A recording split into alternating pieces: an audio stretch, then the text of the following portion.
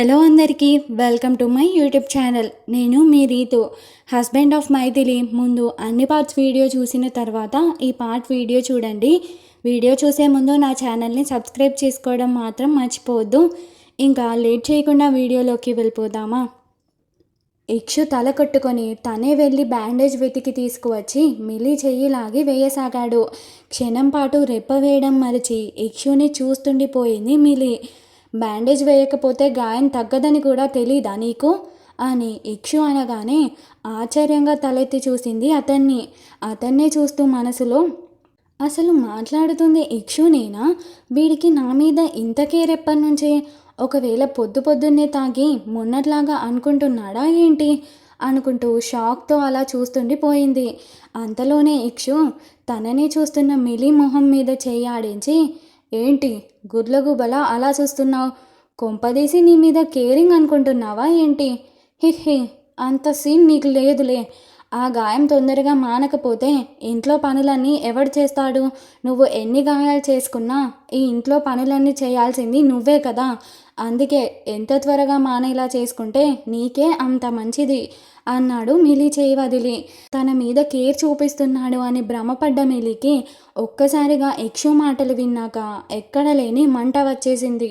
కోపంగా పైకి లేచి, నువ్వేమనుకుంటున్నావురా అసలు? నీ ఇంట్లో పనులు నేనెందుకు చేయాలి? నన్ను పెళ్ళాంగా తెచ్చుకున్నావా లేక పని మనిషిగానా?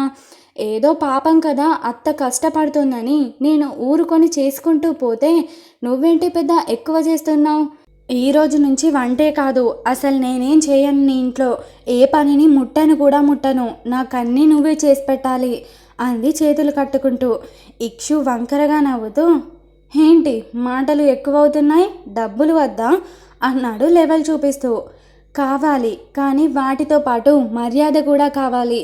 లేదంటే ఇప్పుడే వెళ్ళి నీ గురించి మొత్తం అంతా అత్తకి చెప్పేస్తా, నన్ను కాంట్రాక్ట్ పెళ్లి చేసుకున్న విషయం కూడా అనగానే, నా గురించి మా అమ్మకి చెప్తావా నువ్వు అన్నాడు లోపల కంగారున్న బయటికి కోపం నటిస్తూ. అవును చెప్తాను. అయితే ఏంటి, ఏం చేస్తావు? ఏమీ చేయలేవు. ఎందుకంటే ఉట్టి బిల్డప్లకే తప్ప నిజంగా నీకంత సీన్ లేదు. నీ గురించి తెలిసిన ఎవడైనా వణికిపోతాడేమో కానీ నేను కాదు. నా ముందు నువ్వు చిన్న పిల్ల పిచ్చుకంత అంది లెవెల్ చూపిస్తూ. తను చెప్పడం పూర్తయిందో లేదో దగ్గరికి వచ్చి ఒక్క ఉదుటిన మిలి చేయి పట్టుకొని వెనక్కి మడిచిపెట్టాడు. తన కళ్ళల్లోకి కళ్ళు పెట్టి చూస్తూ, చూడు, నా గురించి నీకు ఇంకా పూర్తిగా తెలీదు. అమ్మ కోసం నిన్ను ఏమనకుండా వదిలేస్తున్నాను, కానీ నువ్వు చాలా ఓవర్ చేస్తున్నావు. ఒక్కసారి నాకు తిక్కరేగితే ఆ తర్వాత నేనేం చేస్తానో నాకే తెలీదు. ఆడపిల్లవని కూడా చూడను, గుర్తుపెట్టుకో అన్నాడు కోపంగా. ఇక్షు అంత మాట్లాడినా ఓవైపు తన చెయ్యి ఇక్షు చేతుల్లో నలిగిపోతున్నా మిలి కాస్త కూడా జంకకుండా, నువ్వేదో చేస్తావని వార్నింగ్ ఇవ్వగానే వణికిపోతూ, సరే సార్ అనాలా నేను? పోరా, నీ వార్నింగ్లకి బెదిరిపోయి నీ చెప్పు చేతల్లో పడుండే టైప్ కాదు నేను. మిలి ఇక్కడ.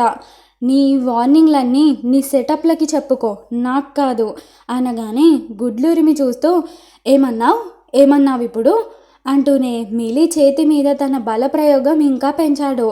అప్పుడు నొప్పి ఎక్కువవడంతో మిలి అరుస్తూ, అంటాన్రా, బరాబరి అంటాను. నీ బలం నా మీద చూపించినంత మాత్రాన నా మాటలు అబద్ధమైపోవు. నువ్వు ఎక్కడెక్కడికి వెళ్తావో, ఏం చేస్తావో, అమ్మాయిల పిచ్చి నీకే రేంజ్లో ఉందో అన్నీ నాకు తెలుసు. నీ సెటప్ల దాకా ఎందుకు? ఇంత తిడుతూ కూడా నన్నే ఎక్కడెక్కడో పట్టుకుంటున్నావు. నీ బుద్ధే అలాంటిది. నీ గురించి చెప్పడానికి అది చాలదు అంది పళ్ళు బిగించి. ఛీ, నేను నిన్ను పట్టుకున్నానా? ఎప్పుడైనా ఆ మొహం అద్దంలో చూసుకున్నావా? నీకంటే చనిపోయినప్పుడు మా బామ్మ ఇంకా అందంగా ఉంది తెలుసా అన్నాడు విరక్తిగా. తెలుసు. ఒక బామేం కర్మ, నీకు నీ ఇంటి పని మనిషి అయినా బాగానే ఉంటుంది. ఇప్పటికీ నా చేతిని నలిపేస్తూనే తాకలేదని ఎంత అబద్ధాలు చెప్తున్నావు?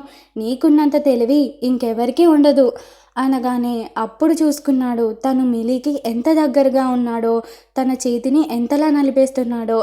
మిలి చెప్పింది కరెక్ట్ అవ్వడంతో అప్పుడు సరిగ్గా చూశాడు మిలి కళ్ళల్లోకి. ఏదో మైకం కమ్మినట్టు 2 క్షణాల వరకు ఈ లోకంలోకి రాలేకపోయాడు. వెంటనే తేరుకొని గబాలున దూరం జరిగి నిలబడి చూస్తూ, చిచ్చి, మగాడన్నవాడెవడైనా నిన్ను చూస్తాడా అసలు? ఆ డేగ కళ్ళేసుకొని నక్క ముక్కేసుకొని నువ్వు నీ చెత్త ఫేస్, నీ డొక్కు స్ట్రక్చర్, ఓ మీసం గడ్డం పెడితే అచ్చం అబ్బాయిలాగే ఉంటావు. నిన్ను నేను పట్టుకున్నానా అని తిట్టడానికి తనని గమనించేసరికి ఒక్క క్షణం నిజంగానే చూపు తిప్పుకోలేకపోయాడు తన నుంచి. తెలుగుతనానికి చీర కట్టినట్టు, పద్ధతికి అద్దం పట్టేసినట్టు, ఆ కట్టు బొట్టు, ఆ సాంప్రదాయం, అందానికి అందం, తెలివికి తెలివి, పొగరుకి పొగరు, ఏది తక్కువ కాకుండా అన్ని సమపాలల్లో నిండుకొని ఈ రోజుల్లో ఇలాంటి అమ్మాయి ఎక్కడుంటుందిరా అన్నట్టుంది. పైకి తిడుతూనే లోపల మాత్రం పర్లేదు, ఇది మరీ అంత చెండాలంగా ఏం లేదు, కాస్త బాగానే ఉంది అనుకుంటున్నాడు మనసులో. ఇక్షు తిట్టిన తిట్లకి తనని తినేసేలా చూస్తూ, అందుకేనా మొన్న రాత్రి నా బ్లౌజ్ థ్రెడ్స్ లాగావు అనగానే విచిత్రంగా చూశాడు. నేనా అన్నాడు అలాగే చూస్తూ.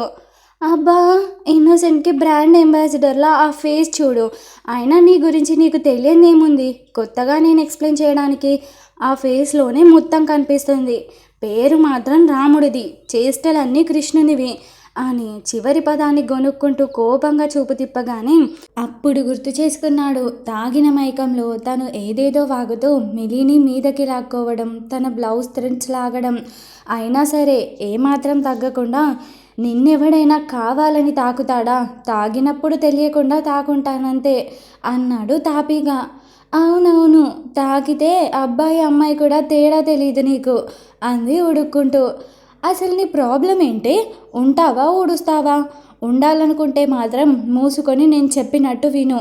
అలా అయితే నేను ఆఫర్ చేసిన డబ్బు కంటే నీకు డబల్ అమౌంట్ ఇస్తాను అని ఇక్షు కోపంగా అరవగానే, నీ డబ్బు ఎవడికి కావాలరా అని మనసులో అనుకొని, నేను ఇక్కడ ఉండాలంటే నాకు రెస్పెక్ట్ కావాలి, ఈక్వాలిటీ కూడా అంది చేతులు కట్టుకుంటూ. ఎన్ని కిలోలో అని ఇక్షు వెటకారం ప్రదర్శించగానే, చూడు మిస్టర్ ఇక్ష్వాక్, నాకు నీ అవసరం ఎంతుందో నీకు నా అవసరం కూడా అంతే ఉంది. సో ఇద్దరం రాజీకి వద్దాం. అత్తయ్య ఏ పని చేయకూడదని నువ్వనుకుంటే ఉన్న వర్క్ అంతా మనం ఇద్దరమే షేర్ చేసుకుందాం. అది కూడా నువ్వు పనులు చేస్తున్నావని అత్తకి తెలియకూడదు. అంటే లోపల లోపల పనులన్నీ నువ్వు చేయాలి, బయట బయటి పనులన్నీ నేను చేసుకుంటాను అంది వివరిస్తూ. ఇక్షు వింతగా చూస్తూ, లోపల లోపల బయట బయటనా అని అడిగాడు. అవును, బయట బయట అంటే ఇల్లు ఊడవడం, వంట చేయడం ఇవన్నీ అన్నమాట. ఇవి నేను చూసుకుంటాను. లోపల లోపల అంటే బట్టలు ఉతకడం, ఇంక్లూడింగ్ నా బట్టలు కూడా, వాటిని ఐరన్ చేయడం, ఇంకా అవన్నీ నీట్గా సర్దడం, ఇవి నీ పనులు అన్నమాట. ఏంటి ఏమంటావు అంది కళ్ళెగరేసి. ఏంటి, నేను నీ బట్టలు ఉతకాలా? చిచ్చి, ఇప్పటివరకు నేను నా బట్టలే ఉతుక్కోలేదు, నీవి ఉతకాలా? ఎలా కనిపిస్తున్నానే అసలు నీ కంటికి అన్నాడు చిరాగ్గా. ఎలా ఉన్నావో అలాగే కనిపిస్తున్నావు కానీ చేస్తా అంటే ఓకే, లేదంటే నీకు నాకు చెల్లు అంది. కాసేపు ఆలోచించుకున్నాడు ఇక్షు. బట్టలే కదా, వాటర్ పోసినా సరిపోద్ది, దానికి ఎలా తెలుస్తుంది? కానీ దీన్ని మాత్రం ఊరికే వదలకూడదు అని మనసులో అనుకొని, సరే ఓకే, కానీ నువ్వు చేసే ప్రతి పని మా అమ్మకి నచ్చాలి అన్నాడు. నేనే పని చేసినా పర్ఫెక్ట్గానే చేస్తాను, నువ్వు చేసే పని నాకు నచ్చేలా చూసుకో అంది. తొక్కలే అనుకున్నాడు తన మనసులో. ఇక ఆ రోజుకి వదిలేశాడు. తనకి గాయం ఉండడంతో అతను కంపెనీకి వెళ్ళిపోయాక అరుణ్కి కాల్ చేసింది మిలి. హలో అరుణ్, వర్క్ ఏమైంది అని అడగగానే, మేడం వర్క్ కంప్లీట్ అయింది, జస్ట్ ఇప్పుడే రిటర్న్ అయ్యాం అన్నాడు. ఇంత త్వరగానా? ఇంతకీ ఏం తెలిసింది అని అడగగానే, మేడం అది తెలిసాక మేము చాలా ఆశ్చర్యపోయాం. నాకు తెలిసి మీరు కూడా షాక్ అవుతారు. ఎందుకంటే మేము ఎంక్వైరీ చేయడానికి వెళ్ళినప్పుడు తెలిసింది ఏంటంటే, అక్కడ ప్రతి ఒక్క ఫ్యామిలీ మెంబర్స్ ఆ ఇక్ష్వాక్ని దేవుడిలా చూస్తున్నారు. వాడి పేరు వినగానే దండాలు పెడుతున్నారు.